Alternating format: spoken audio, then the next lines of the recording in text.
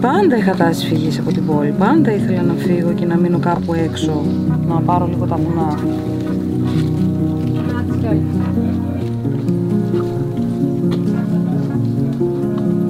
Για 20 χρόνια είχαμε μαγαζί στο κέντρο της πόλης, στη σπηλιά των κόμιξ, κομιξάδικο. Άρχισα λίγο να κλωτσάω μη θέλω τόσο πολύ να είμαι στο μαγαζί. Έτσι, μπήκαν και οι ιδέες να καλλιεργήσω και να κάνω κάποια πράγματα. Τελικά αποδείχτηκε ότι ευτυχώς κάναμε και αυτό και είχαμε και μια διέξοδο μετά την κρίση. Βρεθήκαμε με την πλάτη στον τοίχο.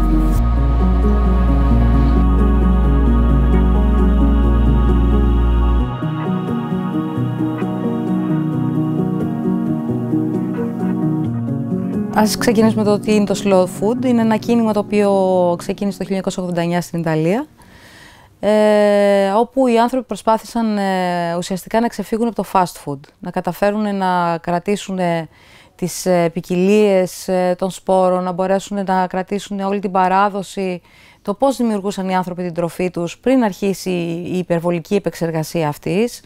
Ποιοι ήταν οι τρόποι με τα fermentation, με τις ζυμώσεις που κάνανε. Ένα από τα κομμάτια του slow food, όπως έχει το slow food wine, έχει slow food beans, έχει η διατήρηση για το ψωμί, το πώς πραγματικά φτιάχναμε ψωμί, είναι και το slow food farms. Το The Chili Factor Organic Farm είναι μια πολύ μικρή φάρμα. Ανήκει στην κατηγορία της πολύ μικρής φάρμας. Είναι 7 στρέμματα και αυτό ουσιαστικά που έχουμε καταφέρει να κάνουμε είναι να επικεντρωθούμε στην παραγωγή των microgreens, στην παραγωγή των βρώσιμων λουλουδιών και επίσης σε παραγωγή διάφορων μικρολαχανικών, τα οποία δεν είναι και τόσο πολύ διαδεδομένα. Σαν μικρή φάρμα έχουμε επιβιώσει προς έκπληξη των Υπουργείων και των μεγάλων, που θεωρούν ότι κάτω από 10 στρέμματα δεν μπορεί να επιβιώσει μια οικογένεια, να επιβιώσει ένας αγρότης. Όχι μόνο επιβιώνει, αλλά μπορεί να ζήσει και καλά.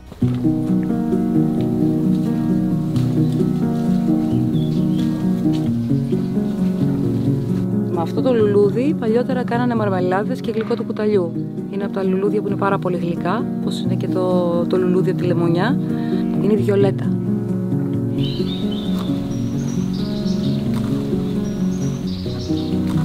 Λένε ότι κανονικά δεν πρέπει να τρώμε τίποτα που δεν μπορούσε να φάει η γιαγιά μας πριν από λίγα χρόνια, που δεν έβρισκε μάλλον για να φάει η γιαγιά μας.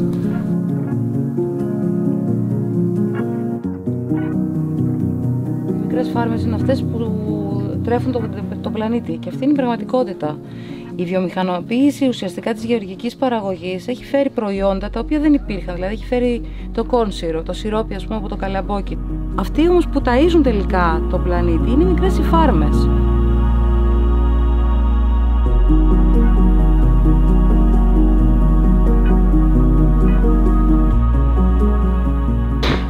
Αυτά είναι όλη η μεταποίησή μας. Ό,τι περισσεύει στη φάρμα δεν πετάμε τίποτα. Όλα μεταποιούνται.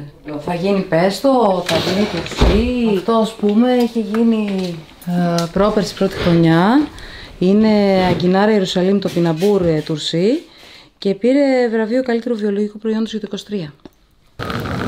Γενικά οι μικρές φάρμες δεν έχουν σωστή αντιμετώπιση ούτε από την Ευρωπαϊκή Ένωση, ούτε φυσικά από την δικιά μας κυβέρνηση. Στόχος δεν νομίζω ότι είναι να διατηρηθούν οι μικρές φάρμες. Άλλωστε τα στατιστικά της Eurostat δείχνουν ότι οι μικρές φάρμες έχουν μειωθεί κατά πάρα πολύ από το 2020, γύρω στο 43%. Και αυτό είναι γιατί οι άνθρωποι δεν αντέχουν, φτάνουν πλέον στον κορεσμό.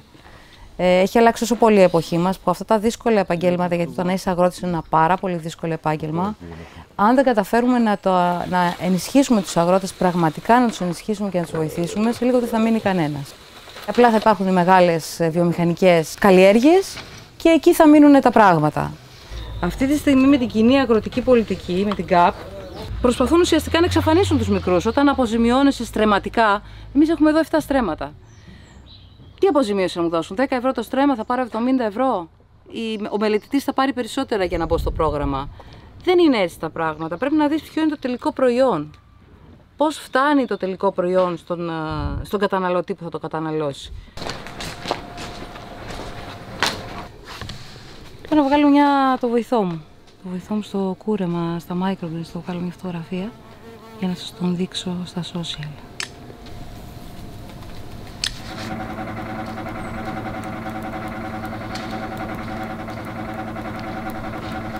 Και φύγε.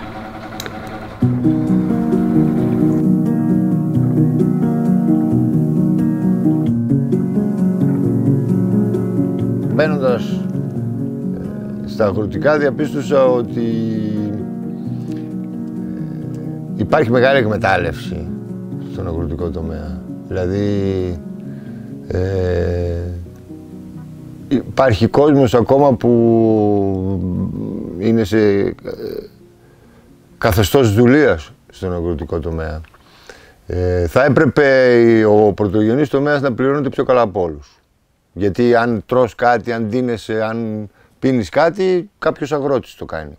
Θεωρώ δηλαδή τραγικό λάθος ο αγροτικός τομέας να είναι ο μίζερος τομέας, δηλαδή να διώχνουμε τα παιδιά μας από την αγροτιά, φύγετε, να μην καθίσετε εδώ, μην φάτε τα χρόνια σας στα χωράφια, πάτε κάπου, κάτε κάτι άλλο, παρέχετε υπηρεσίες. Άμα παρέχεις υπηρεσίες, σε ποιον, άμα δεν υπάρχει αγροτικός τομέας.